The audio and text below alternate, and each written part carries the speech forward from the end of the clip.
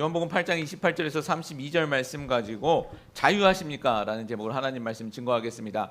오늘 요한복음 20번째 시간입니다. 여러분 자유하십니까? 예, 진짜 자유하십니까? 예, 오늘 본문 말씀도 유명한 이런 예수님의 말씀입니다. 진리가 너희를 자유케 하리라. 우리가 자유라고 하면 무엇을 먼저 좀 생각하기 쉬우십니까? 속박에서 벗어나는 것, 또 통제에서 벗어나는 것, 그리고 압제에서 벗어나는 것, 그 정도를 우리는 자유라고 생각을 하죠. 실제로 우리 역사 속에서는 많은 사람들이 이런 자유를 위해 억압이나 통제 또는 독재에 항거하기도 했습니다. 그 투쟁, 그 싸움의 대상은요, 때론 정부일 수도 있고 또 계급일 수도 있고 때로는 이데올로기 같은 그런 사상일 때도 있었습니다.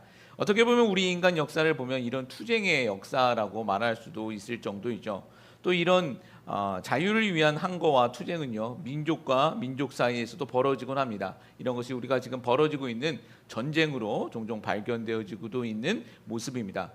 저는 이 자유라고 하면 생각나는 영화가 하나 있습니다. 우리 95년 예전 작품인데요. 브레이브하트라는 영화가 있었습니다. 뭐 기억하시는 분들도 있으실까요? 멜 깁슨 나오고 여자 주인공 소피 마르소입니다. 아주 예뻤었던 소피 마르소. 멜 깁슨과 소피 마르소의 주연인 이 영화 실제 있었던 이야기입니다. 13세기 스코틀랜드를 배경으로 했는데요. 그때 잉글랜드가 스코틀랜드를 압제하고 있었을 때였습니다. 이때 스코틀랜드의 영웅인 이 윌리엄, 멜 깁슨이 분장한 이 윌리엄이라는 인물의 저항 스토리가 바로 이 메인 스토리가 되어집니다. 근데 마지막 장면을 제가 기억하는데 이 마지막 장면에서 이 주인공인 윌리엄이 고문을 받는 현장에 이제 잡혀오게 됩니다. 아주 심각한 고문을 받게 되어지는데 그때 죽어가면서 외쳤었던 장면이 아주 명장면으로 남습니다. 뭐를 외쳤는지 아세요? 그 영화 보신 분들이 있을지 모르겠습니다. 멜 깁슨이 프리덤이라고 외칩니다. 자유에 대해서 크게 외치면서 죽어가는 장면 뇌리에 아직 남아 있습니다. 근데 그 주인공 윌리엄이 외쳤었던 그때 그 자유는 어떤 자유일까요? 압제자 잉글랜드로부터의 자유였을 것입니다. 그들의 통치로부터 벗어나는 자유를 그가 목숨처럼 걸고 또 지키려고 했었던 자유이겠죠. 많은 사람들이 역사 속에서 또 오늘날 자신들이 생각하는 그런 자유를 위해 자신들의 목숨까지도 바치고 있습니다. 그만큼 자유라는 것은 우리에게 그만큼의 가치가 있다는 것입니다. 그런데 자유에는 그렇게 자신들의 목숨까지도 바칠 중요한 가치가 있는 것은 분명한데, 그런데 사람들이 생각하고 있는 자유의 내용은 각자 다른 것 같습니다. 극단적으로 보면 어떤 사람들은 민주주의가 자유라고 생각하기도 하고, 또 어떤 사람들은 반대로 공산주의나 사회주의가 자신들이 누려야 할, 또 인류가 누려야 할 자유라고 믿기도 합니다. 이를 위해 자신의 목숨까지도 바쳐왔죠. 사람들은 자유를 위해 자신의 목숨까지도 바쳤지만 그 내용, 자유에 대한 내용은 그때마다 조금씩 달랐다라는 것입니다. 심지어 자살 테러를 하는 그 테러리스트들조차도 자신들이 생각하고 또 믿고 있는 그 자유를 위해 자신을 투신하고 또 남을 죽이기까지 하는 것이죠. 여러분, 어떤 것이 옳은 것일까요? 어떤 것이 옳은 것일까요? 오늘 말씀의 제목이 자유하십니까?입니다. 자유하십니까? 오늘 우리는 지금 예배를 드리고 있는 것이죠. 우리의 기준은요, 상황이나 어떤 사람의 의견이 아닌 성경이 되어야 하는 줄 믿습니다. 우리는 말씀을 통해서 예수님이 증거하시는 참된 진리가 무엇이고 우리가 누려야 할 참된 자유가 무엇인지 이 시간 살펴보기를 원합니다. 오늘도 정말 소망하는 것은 우리 안에 계신 그 성령 하나님께서 깨닫게 해주셔서 믿음으로 그 길 걸어가는 우리들 되었으면 좋겠습니다. 하나님께서 말씀하시고 예수님께서 말씀하신 참된 진리와 자유를 알게 되어지고 그 길 걸어갈 수 있는 주의 백성들 되시길 예수 그리스도의 이름으로 축복합니다. 오늘 말씀도 세 가지 질문으로 이 말씀을 좀 풀어가 보려고 합니다. 첫 번째 질문은 제자는 누구입니까? 라는 질문입니다. 제자는 누구입니까? 우리 30절에서 31절 말씀 같이 읽겠습니다. 이 말씀을 하심에 많은 사람들이 믿더라. 그러므로 예수께서 자기를 믿은 유대인들에게 이르시되 너희가 내 말에 거하면 참으로 내 제자가 되고. 아멘. 자, 예수님이 말씀하십니다. 너희가 내 말에 거하면 참으로 내 제자가 되고. 지금 이 말을 예수님이 어떤 사람들에게 하셨을까요? 예수를 믿는 유대인이다라고 기록하고 있죠. 그리고 30절 말씀에도 예수님의 말씀을 믿는 사람들이 많이 있었다라는 것을 우리는 성경을 통해서 알 수 있습니다. 오늘날로 보면 이런 것이죠. 교회에 와서 찬양을 하고 예수님의 말씀을 듣고 그 말씀에 동의하는 사람들, 그렇게 믿는 사람들이 많이 생기게 된 것입니다. 교회가 숫자적으로 이제 부흥을 하기 시작한 것이죠. 많은 사람들이 모이는 것입니다. 근데 예수님은요, 그렇게 많은 사람들이 모였을 때 그 앞에서 제자에 대해서 말씀하고 있는 거예요. 이 정도면 괜찮다라고 만족을 하시는 것이 아니라 제자에 대해서 말씀하고 있습니다. 이것은 예수님의 바람은요, 예수님의 바람은 그냥 많은 사람들이 아멘 하는 것이 아니라 그 사람들이 무엇이 되기를 원하시고 있는 거죠? 제자라는 것입니다. 제자. 예수님은 큰 숫자가 모이는 것을 원하시는 것이 아니라 그들이 제자가 되는 것을 원하시고 계시더라는 것이죠. 우리가 생각했을 때에는 어떻게든 교회 안에 사람만 많이 모이면 될 것 같다는 생각을 할 때도 있습니다. 그 정도도 충분하다라고 생각하기도 하죠. 근데 예수님은요, 그 정도가 아니라 제자에 대해서 지금 말씀하고 있는 것입니다. 이것은 오늘날도 우리를 향한 예수님의 마음일 것이라고 믿습니다. 예수님은요, 숫자적으로 많은 사람들이 모이는 것만이 중요한 것이 아니라 그들이 진정한 제자가 되기를 원하시고 계시다라는 것입니다.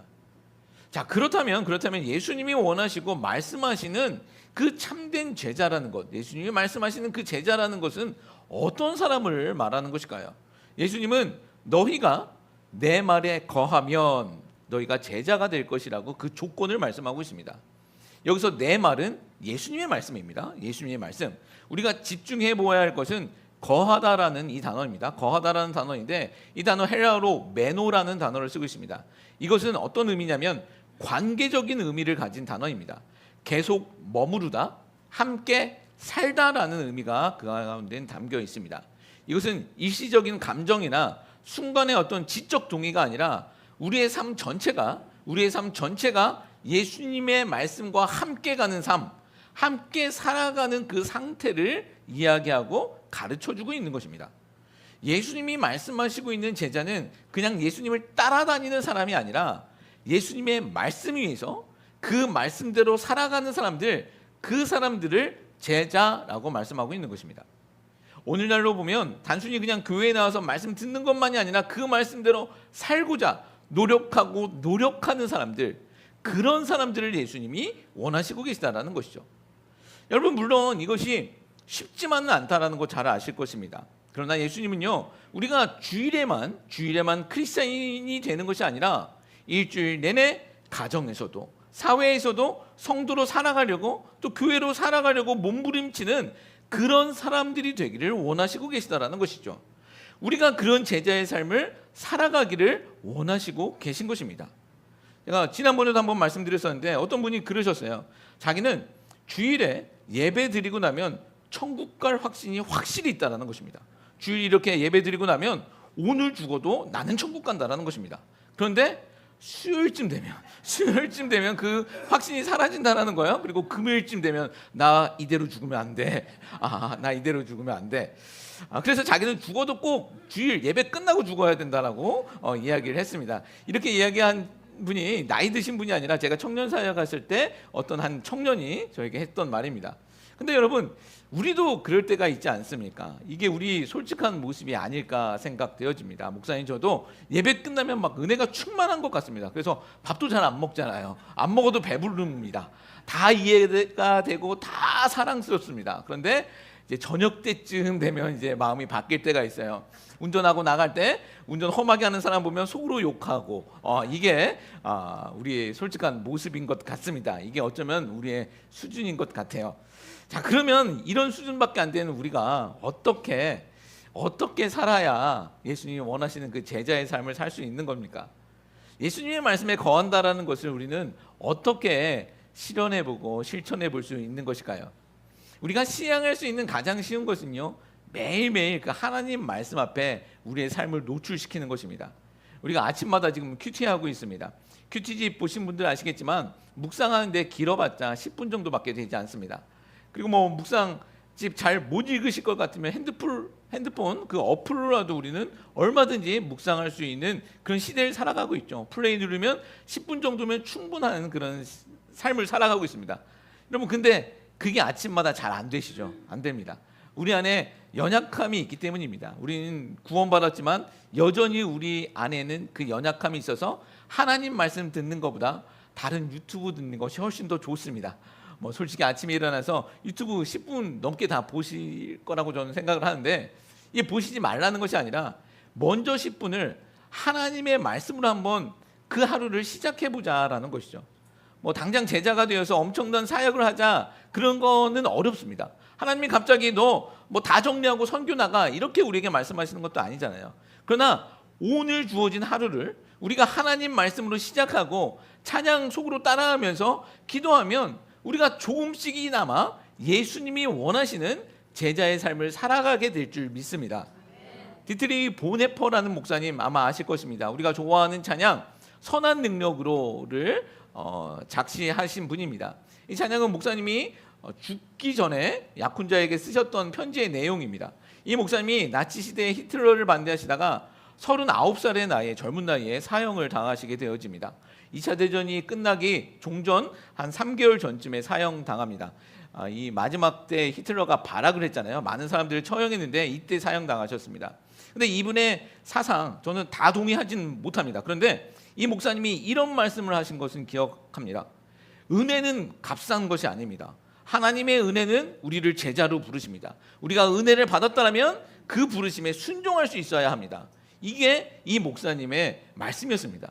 은혜라는 것은요, 우리가 은혜 받았네 감사합니다 해서 끝나는 것이 아니라 반드시 하나님의 부르심에 순종해 나가는 그 길까지 가야 한다는 거죠. 정말 우리 모두가 여러분 이 길까지, 이 정도의 수준까지 갈 수 있는 우리들이 되었으면 좋겠습니다.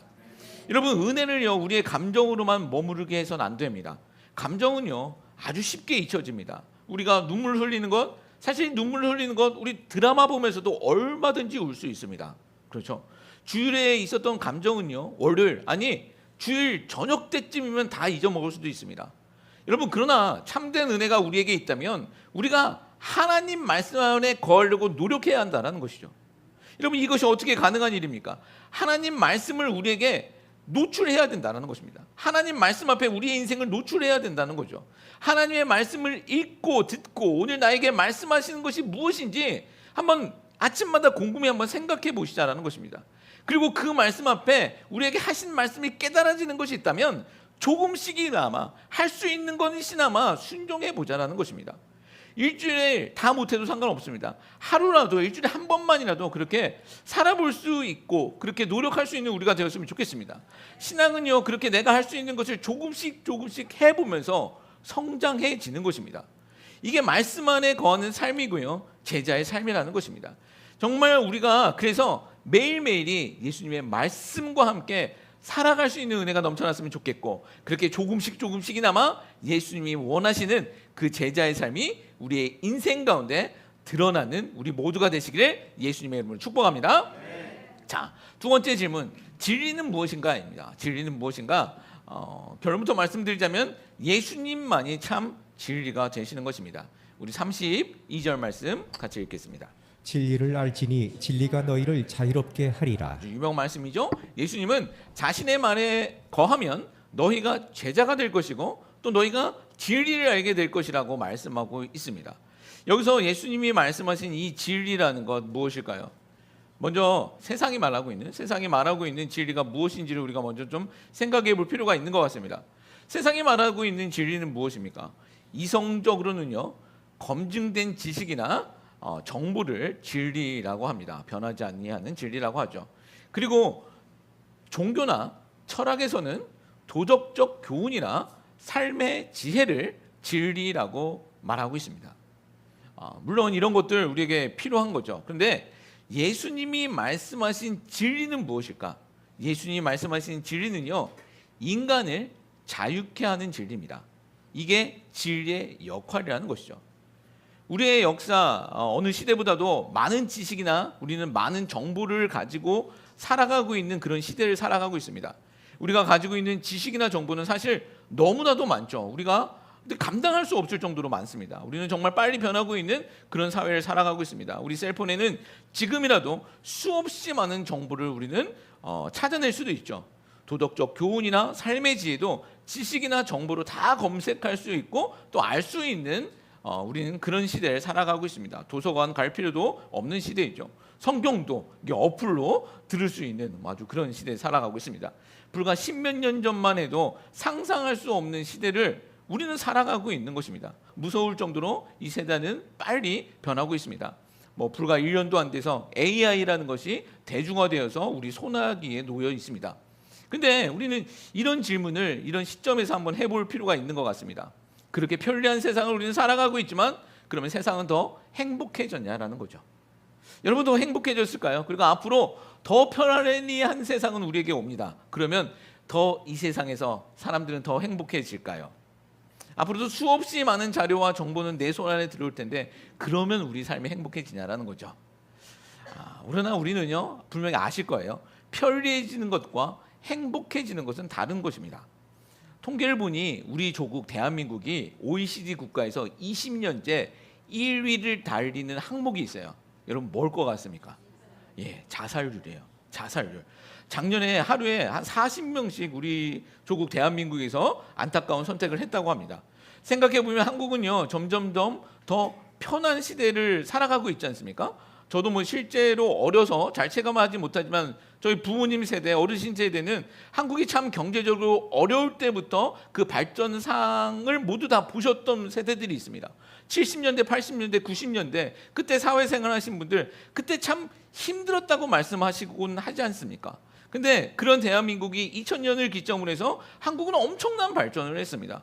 미국이 돌아다니고 있는 현대, 기아 이런 자동차들을 보십시오. 그리고 가전제품 보십시오. 한국이라는 그 작은 나라가 전쟁 겪었었던 그 못 살던 나라가 정말 엄청난 발전을 한 것입니다. 근데 그때에는 저 어렸을 때는 그런 자살 이런 소식은 흔한 이야기가 아니었습니다. 생각해보면 못 살고 힘들 때는 우리가 듣지 못했던 이야기들입니다. 이 자살 문제는요 전 세계도 마찬가지입니다. 잘 사는 나라의 문제예요. 경제적으로 여유 있는 나라의 문제입니다. 아프리카 같은 데서 자살 문제가 드러나는 거 보셨습니까? 그런 건 문제가 되지도 않아요. 오히려 잘 살게 되자 편한 세상을 겪게 되자 이런 일들은 우리의 일상이 되어져 가고 있다는 것이죠. 여러분 무엇이 문제일까요? 문제가 있는 거잖아요. 무엇이 문제이겠습니까? 잘 살게 해준다는 그런 자기개발 서적이나 지혜를 깨닫게 한다는 그런 정보와 가르침은요 수없이 우리 주위엔 많습니다. 그런데 무엇이 문제가 되냐는 것이죠. 세상이 말하는 진리가 우리 인간을 정말 자유케 하지 못한다라는 반증이죠. 세상이 말하고 있는 진리는요, 세상이 우리에게 제공하고 있는 편리는요, 우리 인간을 자유케 하지 못한다라는 것입니다. 우리를 행복하게 하지 못한다라는 것입니다. 편리한 기술이 우리를 자유케 하거나 행복케 하는 것이 아니더라는 것이죠. 그러면 예수님이 말씀하신 진리, 세상이 말하는 진리의 한계가 그렇다면 예수님이 말씀하신 진리는 무엇일까? 성경은 분명하게 이렇게 말씀하고 있습니다. 요한복음 14장 6절 말씀, 예수님께서는 친히 이렇게 말씀하고 계십니다. 예수께서 이르시되 내가 곧 길이요 진리요 생명이니 나로 말미암지 않고는 아버지께로 올 자가 없느니라. 아멘. 예수님이 말씀하신 진리는요 어떤 개념이나 지식이나 정보 또는 교훈이 아닙니다. 한 인격이신 자신 예수 그리스도를 말씀하고 있는 것입니다. 예수님이 말씀하신 진리는 우리를 편리하게 하는 어떤 도구나 정보가 아니라 예수님 자신을 말씀하고 있다는 것입니다. 우리 32절 말씀 보면 진리를 알지니에서 이 알다라는 단어도 우리가 좀 보셔야 되는데, 이 알다라는 단어 이 지식적으로 알다, 정보를 수집해서 알다, 그거 아닙니다. 이 알다라는 단어 역시 앞에서 거하다라는 단어와 같이 지식적인 의미가 아니라 관계적인 의미의 단어입니다.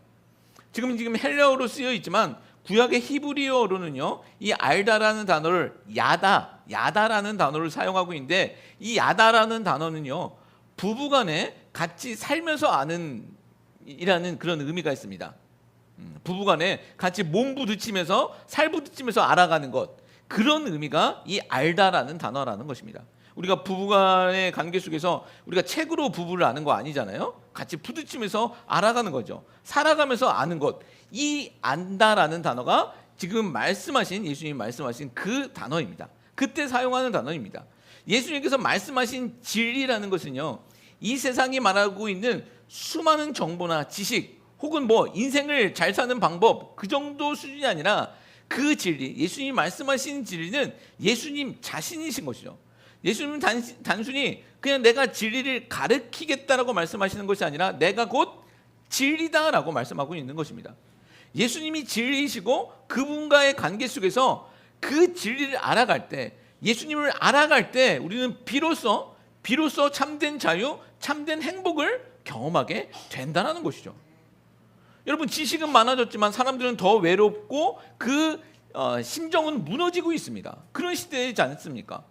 정보는 넘쳐나고 있지만 어떤 것이 옳은 것인지 그 방향을 찾는 것이 어려운 시대가 또 왔습니다. 또 우리 스마트폰 안에는 온 세상의 데이터가 다 들어있지만 우리의 마음은 여전히 공허합니다. 우리 손에는 수많은 그 정보가 우리 손 안에 들려있지만 우리 마음 가운데 그 공허함의 문제는 해결되지 못한다는 것입니다. 왜 그렇습니까? 그것은 진리는 데이터가 아니라 인격이기 때문입니다. 진리는 텍스트가 아니라 진리는 살아계신 예수 그리스도이기 때문이다라는 거죠. 그 예수님이 들어올 때 우리의 공허함은 채워지는 것입니다.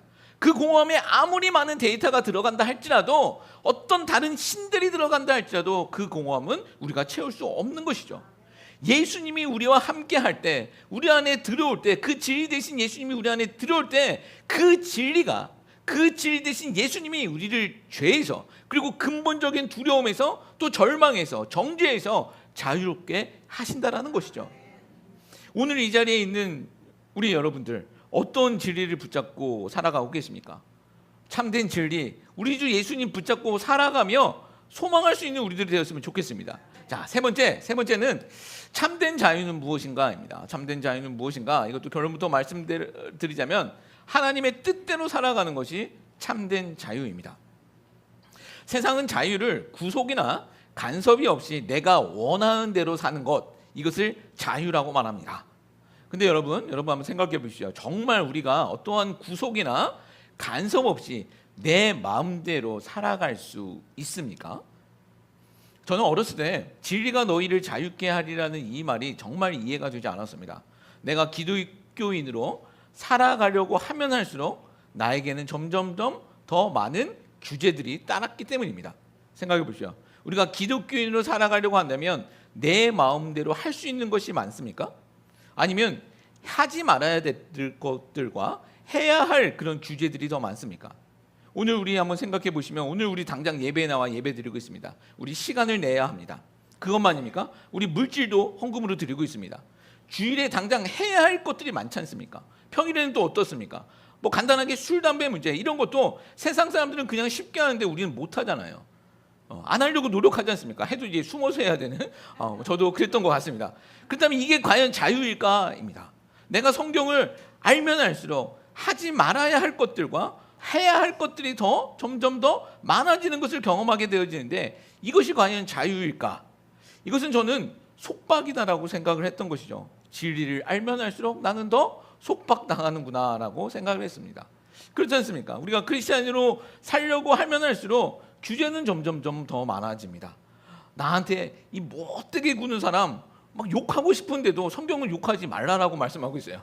심지어 미워하는 것이 살인이라고까지 말씀하고 있습니다. 우리는 마음대로 미워하지도 못합니다. 여러분, 근데 이게 자유냐라는 것이죠. 여러분들 어떻게 생각하십니까? 뭐 그렇게 동의하시는 분들이 있으실 거예요. 속으로 끄떡끄떡거리시는 분들도 있으실 거예요. 저도 그랬습니다. 근데 왜 우리가 이런 생각을 하게 되어지냐면, 자유라는 것에 대한 정의가 다르기 때문입니다.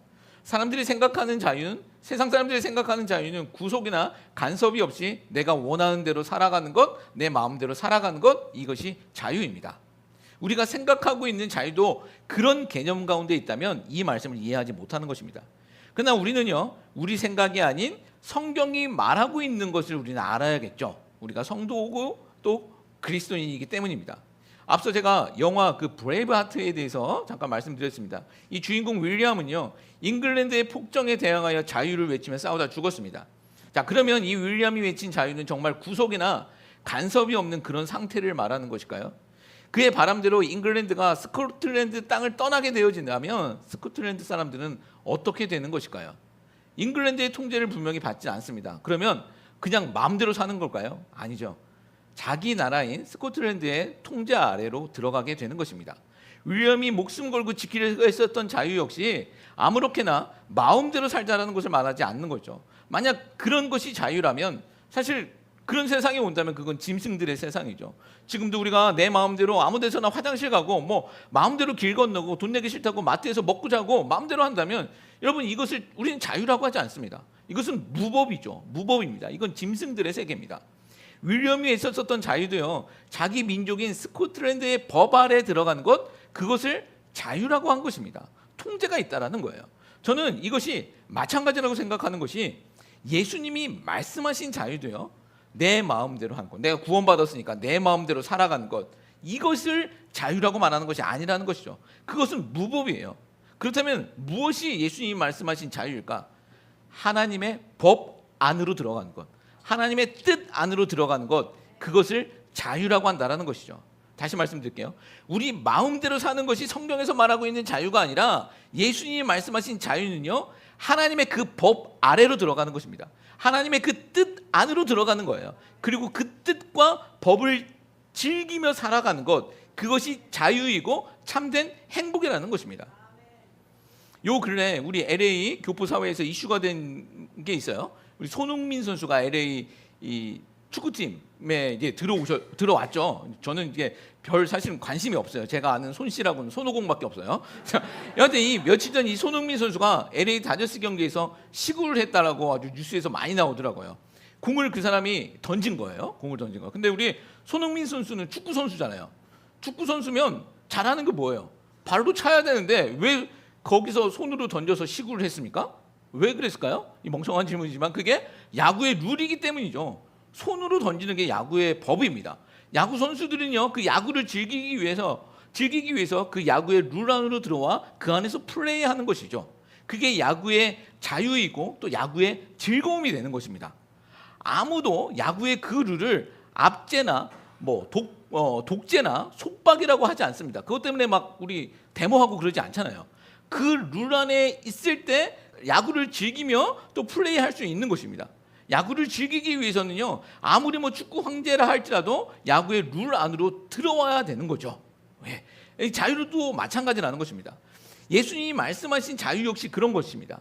내 마음대로 살아가는 것이 아니라 하나님의 법 아래로 들어와서 하나님의 뜻 안에서 살아가는 것을 말씀하고 계시다라는 것입니다. 그렇게 하나님의 법으로 살아가는 것, 하나님의 뜻 안에서 살아가는 것을 우리는 다른 말로 하나님 나라 백성으로 살아간다고 말하고 있는 거예요. 우리가 하나님 나라 백성이라는 것이 무엇입니까? 하나님의 법대로 살아가는 것, 그것이 하나님 나라 백성이지 않습니까? 이해되시죠? 성경에서 말씀하고 있는 자유는요, 내 마음대로 무법으로 사는 것이 아니라 인간 절대 그렇게 못 삽니다. 하나님의 법 안으로 들어와서 하나님의 뜻 안으로 들어와서 그 법을 즐기며 사는 것, 그것이 자유이고 그것이 참된 행복이라는 것이죠. 우리가 신앙생활하면서 우리 안에서 교회 안에서나 또 관계나 이런 문제들이 생길 때가 있어요. 안 그랬으면 좋겠는데 이런저런 문제들이 우리 주위에는 참으로 많이 생깁니다. 내가 상처받기도 하고 또 남을 상처 주기도 합니다. 근데 보통은 남 상처 주는 건 잘 잊어먹고 이제 내가 상처받는 것만 기억하긴 하죠. 근데 잘 생각해 보면 그런 문제가 생기는 이유가 무엇일까? 저는 결국 하나님의 나라에서 하나님의 법대로 살아야 하는데 그러지 못하기 때문에 생기는 문제라고 생각해집니다. 야구장에 왔으면 야구의 룰을 따라야 하는데 자꾸 야구장에서 축구하려고 하니까 문제가 생긴다는 거예요. 야구장에 왔으면 야구를 하면 되는데 야구의 법, 그 룰을 따라야 하는데 그래야지 서로가 즐기면서 행복하게 그 게임을 할 수 있는데 공이 날라오면 우리가 글러브로 잡으면 되는 거잖아요. 근데 축구하던 버릇이 있어서 공 날라오는데 헤딩을 빡 해버리는 거예요. 자, 그러면 이 야구공 헤딩하면 웬만한 돌머리 아니면 다 죽어요. 이 자기도 상처 입고 게임을 망쳐서 다른 사람들에게 피해까지 주고 있다는 거죠. 이런 일들이 교회 안에서도 벌어지고 있다는 거예요. 우리 주위에 벌어지고 있는 일들이 거의 대부분 저는 이런 이유에서 벌어지고 있는 것이라고 생각을 합니다. 우리 성도는요, 하나님의 나라에 들어와서 사는 사람들을 성도라고 합니다. 우리의 발은 비록 이 땅을 밟고 살아가고 있지만 우리는 이 땅에서 하나님의 나라 백성으로 살아가야 하는 사람이 성도입니다. 그게 성도라는 거죠. 그렇다면 우리가 누려야 할 자유는요, 하나님의 법대로 살아갈 때 우리가 진정으로 경험하게 된다는 것이죠. 우리가 하나님의 법 아래서 이 자유, 예수님 말씀하신 참된 자유를 경험하며 사시길 소망합니다. 왜 하나님의 법대로 살아가는 것이 우리에게 자유가 되어지는 것이냐면, 그 하나님의 법대로 살아가는 것이 속박이 아니라 우리에게 기쁨이 되어지는 것이냐면, 그렇게 살아가야 하는 것이 하나님이 우리 인간을 창조하신 목적이기 때문입니다. 하나님이 인간을 창조하셨을 때 니네 마음대로 살아라고 하셨습니까? 아니죠. 하나님의 법을 지키면서 하나님과 함께 에덴의 풍요를 누리시기 원하셨던 것입니다. 하나님의 법 아래 살기를 원하시면서 그 하나님이 만들어주신 에덴의 풍요를 누리라, 그것이 창조의 목적이었습니다. 하나님을 왕으로 삼고 우리는 그의 백성으로 살아가는 것이 자유이고 참된 행복이었죠. 근데 무엇 때문에 이 참된 행복과 이 법, 이 진리가 다 이 자유가 다 무너진 것입니까? 인간의 죄 때문이죠. 인간의 죄는요, 그냥 선악과 먹었다, 뭐 이 정도 수준이 아닙니다. 뱀이 유혹한 내용은요, 저거 먹어라 이거가 아니라 저거 먹어서 네가 하나님같이 되라, 이게 초점이에요. 네가 하나님이 되라는 것이죠. 그래서 이제는 하나님의 법을 따르지 말고 네가 하나님과 같이 돼서 네가 법 만들어서 그 법대로 살아가라, 이것이 죄의 기원이 되어지는 것입니다. 그런 우리가 다시 하나님의 법 아래로 들어간다는 것, 내 법대로 살다가 우리 사람들이 만들어낸 법대로 살아가다가 다시 하나님의 법 안으로 들어가는 것, 이것은요 속박이 아니라 자유가 된다는 것이죠. 이것이 창조의 자리로 돌아가는 회복이기 때문입니다. 이것이 창조의 자리로 돌아가는 회복, 다른 말로 구원이 되어지기 때문입니다. 여러분, 다시 한번 소망합니다. 야구장에서 축구하지 마십시오. 하나님의 법을 지키며 참된 자유를 누릴 수 있는 우리 모두가 되셨으면 좋겠습니다. 우리 지난주 가늠한 여인 이야기 속에서 우리는 무엇을 살펴보았습니까? 예수님의 그리스도 되심이 무엇인지를 살펴보았고, 그로 인해 죄의 지배가 아닌 은혜의 지배를 받는 존재가 되었다라는 것까지 살펴보았죠. 오늘 이 말씀도 그 연장선상 안에 있는 것입니다.